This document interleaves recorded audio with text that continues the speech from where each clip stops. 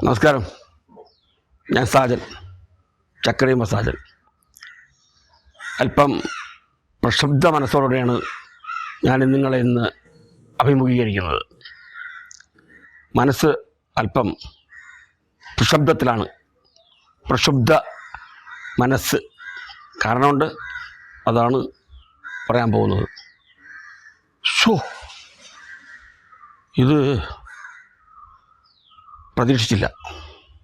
എന്താ പ്രതീക്ഷിച്ചു? ഇതിലും കൂടുതൽ പ്രതീക്ഷിച്ചു. എന്താണ്? ഒരു സിനിമ കണ്ടു. ആ സിനിമയെക്കുറിച്ച് പറയാനാണ് ഇന്ന് ഞാൻ നിങ്ങളുടെ മുമ്പിലിരിക്കുന്നത്. വേറെ കുറച്ച് മാറ്റർ സംസാരിക്കാനുണ്ടായിരുന്നു, പക്ഷേ ഇത് പറഞ്ഞിട്ടാകാം. അതിൽ ബേസിക്കലി ഒരു സംഭവമുണ്ട്. A friend in need is a friend in deed. നല്ലൊരു സുഹൃത്തുണ്ടെങ്കിൽ കണ്ണാടി വേണ്ട എന്ന് പറയും. അത്രയും നമ്മുടെ സുഹൃത്തിൻ്റെ മുഖത്തുനിന്ന് നമുക്ക് വായിച്ചെടുക്കാം. പിന്നെ വേറൊന്ന് കേട്ടിട്ടുണ്ട്, നമ്മുടെ സഹോദരി ബന്ധങ്ങൾ, രക്തബന്ധങ്ങൾ, കുടുംബം ഭാഗം വയ്ക്കുമ്പോൾ അറിയാം രക്തബന്ധത്തിൻ്റെ വില. അതും നമ്മൾ കേട്ടിട്ടുള്ളതാണ്. പിന്നെ വേറൊന്നുണ്ട്, വാളെടുത്തവൻ വാളാൽ. അതും കേട്ടിട്ടുണ്ട്. വിതച്ചത് തന്നെ കൊയ്യും. അതും കേട്ടിട്ടുണ്ട്. ഇതെല്ലാം കൂടി ഒരു സിനിമയിൽ കൊണ്ടുവന്നു എന്നുള്ളതാണ് ഇതിൻ്റെ പ്രത്യേകത. ഞാൻ പരത്തി പറയുന്നില്ല, നിങ്ങൾക്ക് ഇപ്പോൾ ഏകദേശം മനസ്സിലായിട്ടുണ്ടാവും. മാർക്കോ എന്ന സിനിമ കണ്ടു, ഇഷ്ടപ്പെട്ടു, ഒത്തിരി ഇഷ്ടപ്പെട്ടു.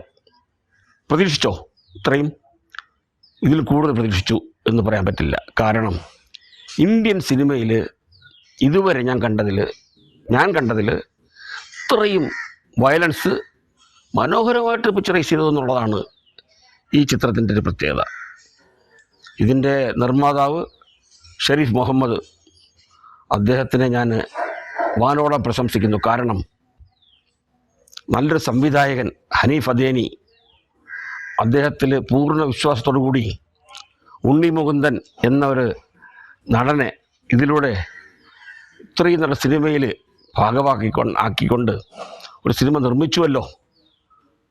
പ്രശംസിക്കാതിരിക്കാൻ വയ്യ. ഹനീഫ് അദേനി, അദ്ദേഹമാണ് ഇതിൻ്റെ രചന, സംവിധാനം. അദ്ദേഹത്തിൻ്റെ കഴിവ് അപാരത തന്നെയാണ്, അപാരത. പിന്നെ ഇതിൻ്റെ കോറിയോഗ്രാഫി ഇല്ലേ, അതായത് സ്റ്റണ്ട് മാസ്റ്ററുടെയൊക്കെ കോറിയോഗ്രാഫി, ഞാനൊന്ന് പറയാൻ വിട്ടുപോകാതിരിക്കാൻ പറയുകയാണ്. ഒരു ഷോട്ട് ഇതിൽ, ഞാൻ ടെക്നീഷ്യൻ ആയതുകൊണ്ട് പ്രത്യേകിച്ച് ഞാൻ അങ്ങനെയാണെന്ന് തോന്നുന്നു, 3 നിലയിൽ, അതായത് താഴെ നിന്ന് ഫൈറ്റ് ആരംഭിച്ച് 3ാമത്തെ നിലയിൽ വരെ പോകുന്നു. അത് ഉണ്ണി മുകുന്ദൻ്റെ സ്റ്റാമിന ഇല്ലാതെ ഒരു മനുഷ്യന് ചെയ്യാൻ പറ്റുമെന്ന് എനിക്ക് തോന്നുന്നില്ല. ഒറ്റ ഷോട്ടാണത്. അത് ക്യാമറ കൈകാര്യം ചെയ്തത് ഇതിൻ്റെ ഫൈറ്റ് മാസ്റ്ററാണെന്നാണ് എൻ്റെ അറിവ്. ഞാൻ നമ്മുടെ നിർമ്മാതാവ് ഷെരീഫ് മുഹമ്മദ്, അദ്ദേഹത്തിൻ്റെ എൻ്റെ ഒരു ഇൻ്റർവ്യൂവിൽ ഞാൻ കണ്ടു. അത് ശരിയാണത്.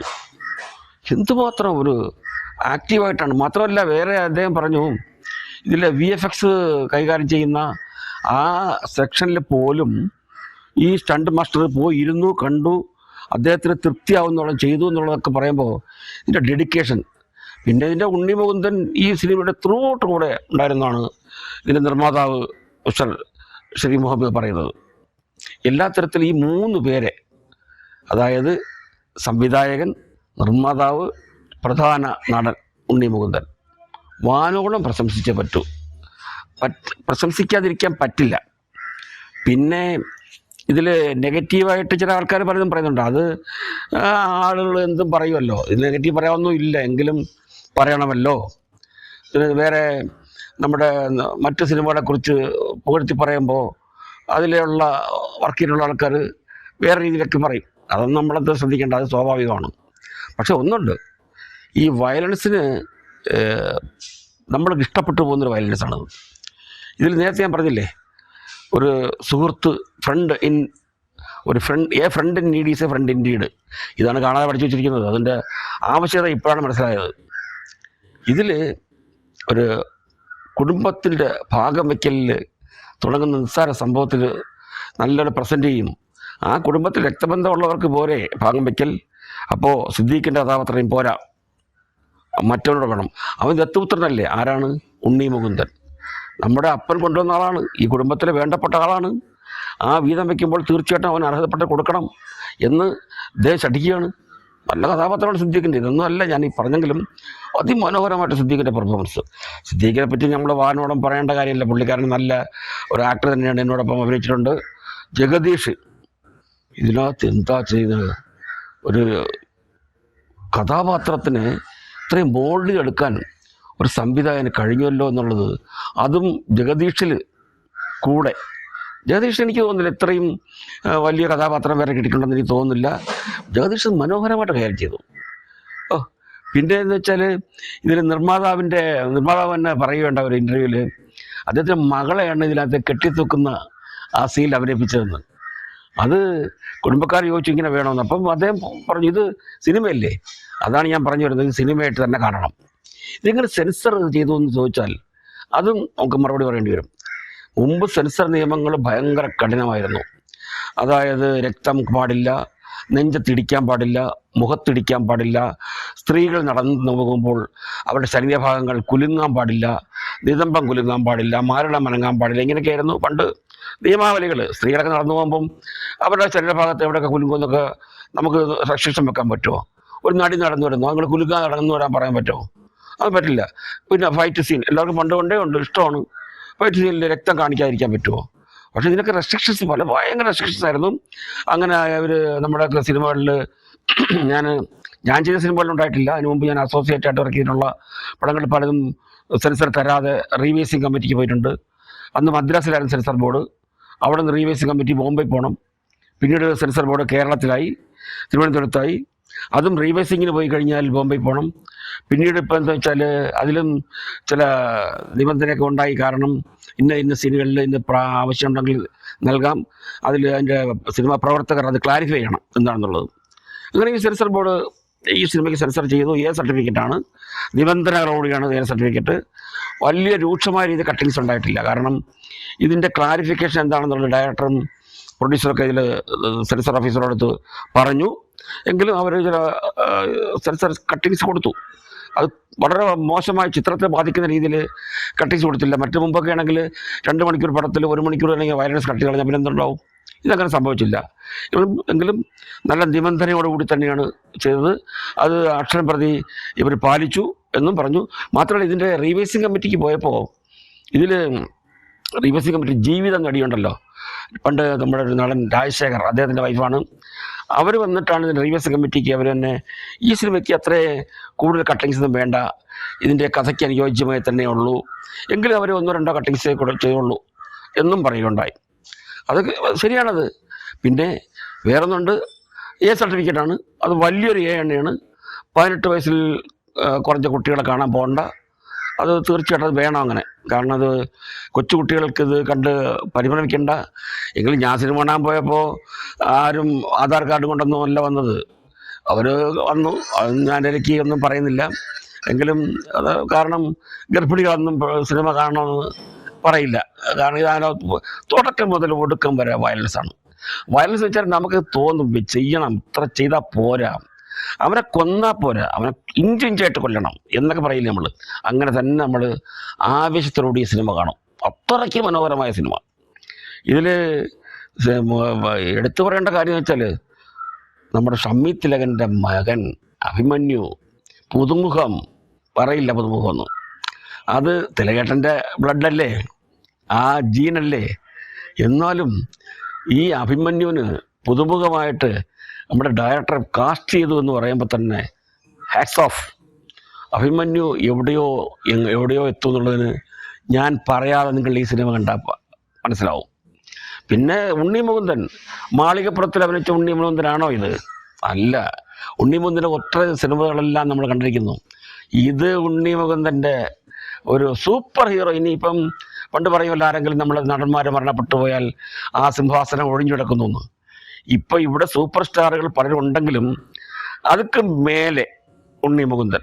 Super star super star super star Unni Mukundan എന്ന് പറയാനാണ് ഞാൻ ആഗ്രഹിക്കുന്നത്. അത്ര പെർഫോമൻസ്, ഉഗ്ര പെർഫോമൻസ്. ആക്ഷനിലൊക്കെ പണ്ട് നമ്മൾ ഏറ്റവും കൂടുതൽ ഞാൻ ഇഷ്ടപ്പെട്ടിരുന്നത് എൻ്റെ സുഹൃത്താണ് ജയൻ. ഇതെന്താണ് ഇത്, ഇദ്ദേഹത്തിൻ്റെ പറയാതിരിക്കാൻ വയ്യ, അത്രയ്ക്ക് മനോഹരമായ ഫൈറ്റിങ്സ്, ഷോട്ട്സുകൾ. പിന്നെയെന്ന് വെച്ചാൽ ഇതിൽ ഞാൻ നേരത്തെ പറഞ്ഞ പോലെ ഒരു സുഹൃത്ത്, ആ സുഹൃത്തിന് വേണ്ടിയിട്ട് ഒരു ഋജുവായ കഥ, ചെറിയൊരു കഥ. അതിന് മുമ്പ് ഞാൻ ഒന്ന് പറയട്ടെ, ഈ ഉണ്ണി മുകുന്ദനെ ആൾക്കാർ പറഞ്ഞു വരുത്തിയിരുന്നത് സംഖ്യയാണെന്നൊക്കെയാണ്. ആൾക്കാർക്ക് എന്താ പറഞ്ഞു കൊടുത്തത്? ഇതിൽ സാധാരണ ചില സംഭവങ്ങൾ ഞാൻ കണ്ടിട്ടുണ്ട്. ഒന്നും അറിയാതെ ചില ഇപ്പം ഹിന്ദു ആയാലും ക്രിസ്ത്യാനി ആയാലും മുസൽമാനായാലും അവരുടെ പ്രാർത്ഥനാ രീതി, അവരുടെ ചടങ്ങുകൾ എങ്ങനെയൊക്കെയാണെന്നുള്ളത് പലരും നല്ല രീതിയിലല്ല എടുത്തിട്ടുള്ളത്, പ്രത്യേകിച്ച് മുസ്ലിംസിൻ്റെ. അത് പറയാൻ കാരണം, ഇതിൽ മുസ്ലിം ഒരു രീതിയിൽ തന്നെ ഒരു സീൻ മനോഹരമായിട്ട് പിക്ചറിച്ചിട്ടുണ്ട്.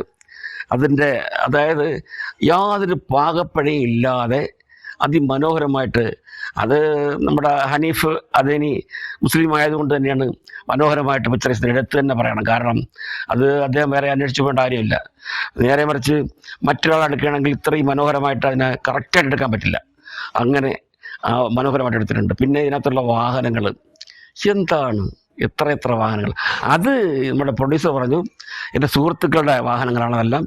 എൻ്റെ തന്നെ കാറാണ് ഡിഫൻഡർ 9999 നമ്മുടെ ഉണ്ണി മുഖത്തിന് ഉപയോഗിച്ചിരിക്കുന്നത്. അപ്പോൾ മനോഹരമായിട്ട്, കാരണം അദ്ദേഹത്തിനോട് ഒരു ഇൻ്റർവ്യൂ ചോദിച്ചു, ഇങ്ങനെ ഇത്രയും ഷണ്ടരങ്ങളിലും അതിലൊക്കെ ഉപയോഗിക്കുമ്പം നിങ്ങൾക്ക് ടെൻഷൻ ആവില്ല? എന്തിന് വേണ്ട, ഞാൻ എന്തെങ്കിലും നെർവസ് ആയാലും ടെൻഷൻ ആയാലും മൊത്തം ക്രൂ ആവില്ലേ? വേണ്ട, ഇതിലെന്താണ് ഔട്ട്പുട്ട് എന്ന് നമ്മൾ നേരത്തെ മനസ്സിൽ കണ്ടിട്ടുണ്ടല്ലോ. അപ്പോൾ അതുകൊണ്ടാണ് അദ്ദേഹം കൂളായിട്ട് പറഞ്ഞിരിക്കുന്നത്. എന്നെ ഇങ്ങനെ ആക്കിയെടുത്തത് എൻ്റെ ഉമ്മയാണ്. കാരണം എൻ്റെ ചെറുപ്പത്തിൽ എൻ്റെ പിതാവ് മരിച്ചുപോയി, പക്ഷേ ഉമ്മ സധൈര്യത്തോട് എന്നെ വളർത്തിയെടുത്തു. ഇപ്പോൾ ഉമ്മയില്ല. അപ്പോൾ അതൊക്കെയാണ് എൻ്റെ ഒരു ആത്മവിശ്വാസം. അങ്ങനെ എൻ്റെ അടുത്ത് ഈ സിനിമ എങ്ങനെ എത്തിയെന്ന് ചോദിച്ചപ്പോൾ പറഞ്ഞു, അത് ഉണ്ണി മുകുന്ദൻ്റെ സുഹൃത്താണ്. ഉണ്ണി മുകുന്ദൻ കോൺഫിഡൻ്റ് ആണോ എന്ന് ചോദിച്ചു. 100% ആണെന്ന് പറഞ്ഞു. അങ്ങനെയാണ് അദേനിയിലെത്തുന്നത്, ഹനീഫ് അദേനി.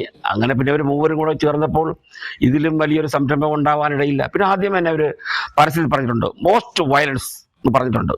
അതായത് ഇത് ഇത്രയും വയലൻസ് വേണം ഈ പടത്തിൽ. അത് ചങ്കുറപ്പോട് തന്നെ കാണണം. ചങ്കുറപ്പില്ലാത്തവർ ഈ പടം കാണണ്ട. പക്ഷേ കാണണ്ട എന്ന് പറഞ്ഞാലും കണ്ടിരിക്കും. എനിക്ക് തോന്നുന്നത് കഴിഞ്ഞ വർഷം 200 സിനിമകൾ മലയാളത്തിൽ റിലീസായിട്ട് ഏതാണ്ട് 22 സിനിമകൾക്ക് മാത്രമാണ് ലാഭം കൊയ്യാനായത്. ഈ ലാഭം ഇല്ലെങ്കിലുണ്ടല്ലോ ഞങ്ങളെപ്പോലുള്ള സിനിമാക്കാരുടെ ജീവിതം പട്ടിണിയായി പോകും. എന്താണെന്നല്ലേ, ക്ഷേമനിധി എന്നൊരു സംഭവമുണ്ട്.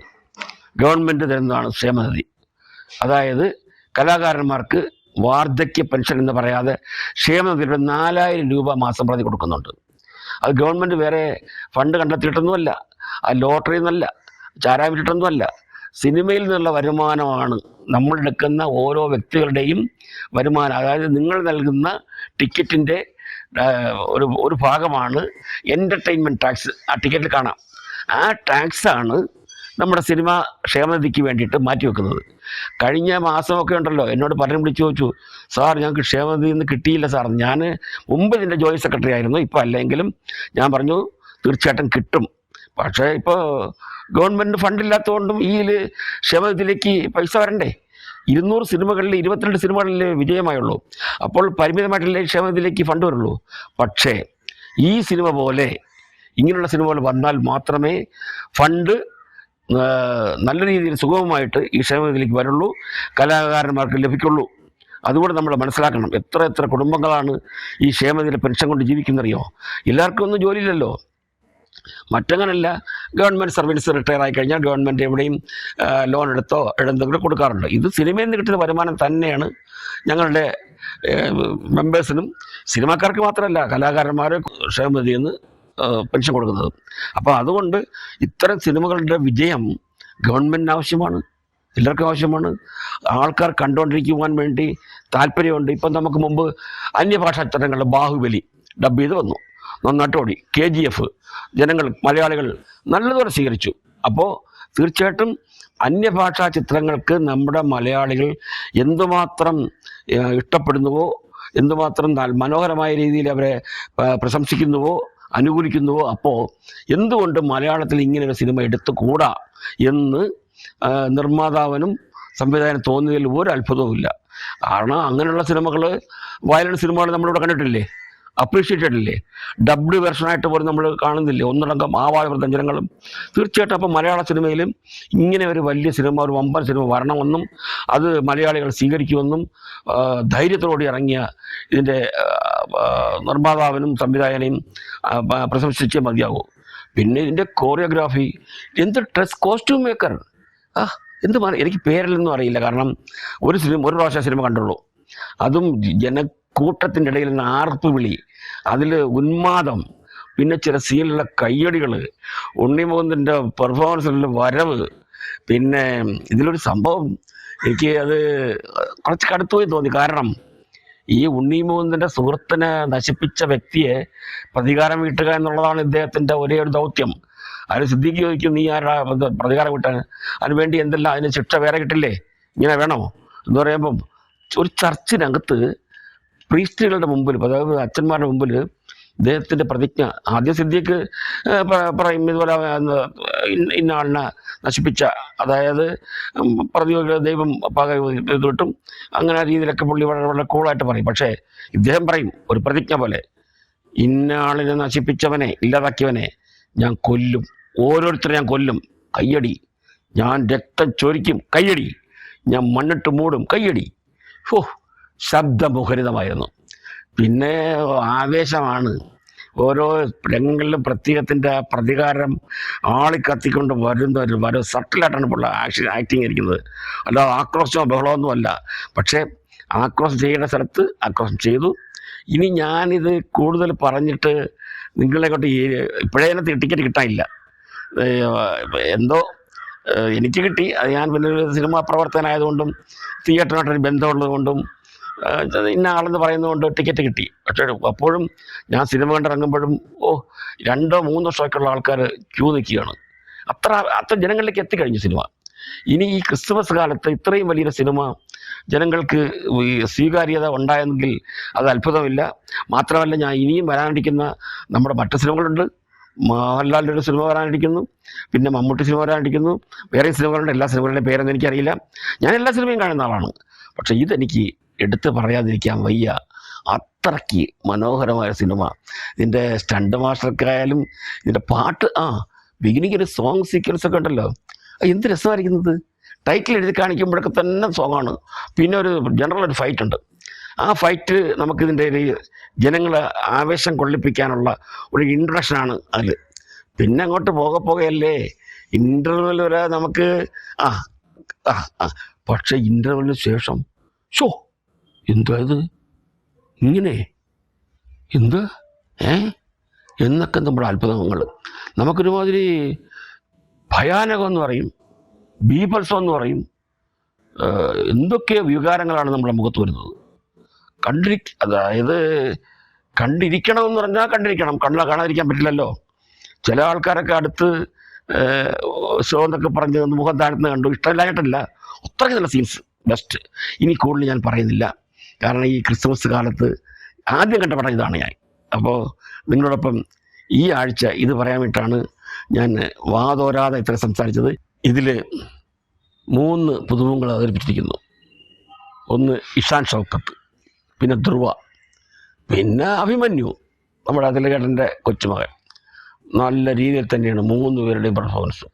ആ അന്ധനായിട്ട് അഭിനയിച്ചിരിക്കുന്ന ഇഷാൻ ഷൗക്കത്തിൻ്റെ പെർഫോമൻസ് ആദ്യ പടമൊന്നും പറയാൻ പറ്റില്ല, നല്ല രസമായിട്ട് പുള്ളി അവതരിപ്പിച്ചിരിക്കുന്നു.